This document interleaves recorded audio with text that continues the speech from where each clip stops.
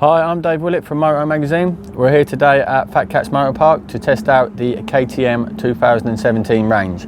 The four strokes have seen some little tweaks. Well, the full range have seen some little tweaks and modifications, but obviously this one in particular, the 250SX, has had a full overhaul, and basically everything's been changed on it. So this is going to be our main focus of what we'd like to talk about today. It's got a new engine, a new chassis, suspension modified, and do we think it's a big improvement? And the answer to that is yes.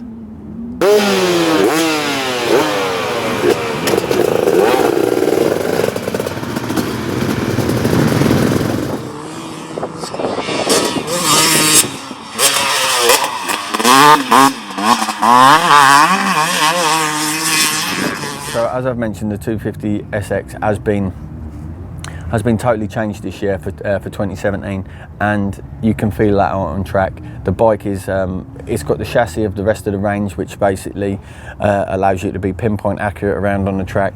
You're moving the bike exactly where you want it to be. It feels like you're dancing. You can really see it into the turns and load up the front and the rear. The power as well. The power is real good, to be honest. It stretches out. It stretches out far enough in each gear for you to, like for today, to get you over the bumps and to be jumping holes. And the response as well is spot on.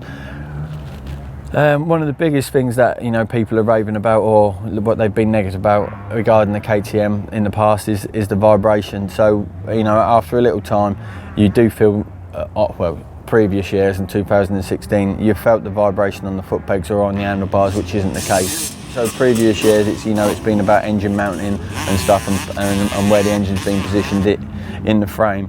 But this year, KTM have picked up, and what they've done is they've put a counterbalance shaft inside the engine, which basically is reduced vibration massively.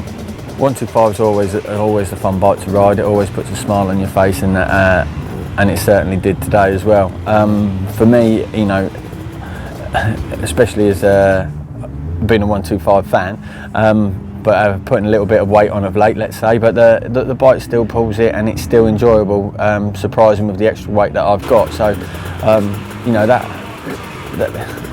that across the board is a perfect starting bike, or a bike that you should be seriously thinking about racing, just to hone in the skills, or just if you want to go out and have fun.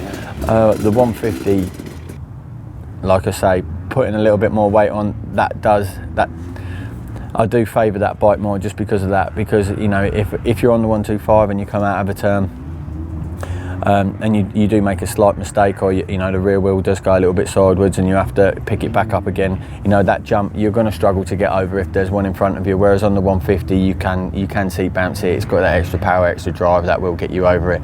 So that's the advantage basically of a 150, is if you do make a mistake, it can easily be corrected, whereas it will punish you a little bit more on the 125.